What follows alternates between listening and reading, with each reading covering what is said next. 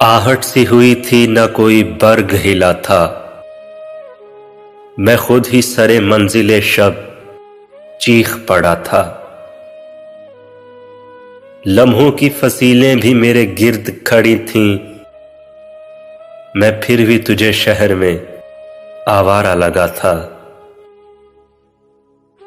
तूने जो पुकारा है तो बोल उठा हूं, वरना मैं फिक्र की दहलीज पे चुपचाप खड़ा था। फैली थी भरे शहर में तन्हाई की बातें, शायद कोई दीवार के पीछे भी खड़ा था।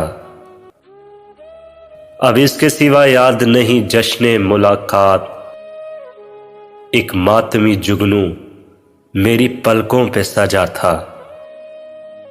या बारिश संग अब के मुसलसल न हुई थी, या फिर मैं तेरे शहर की राह भूल गया था। देखा न किसी ने भी मेरी सिमत पलट कर, देखा न किसी ने भी मेरी सिमत पलट कर।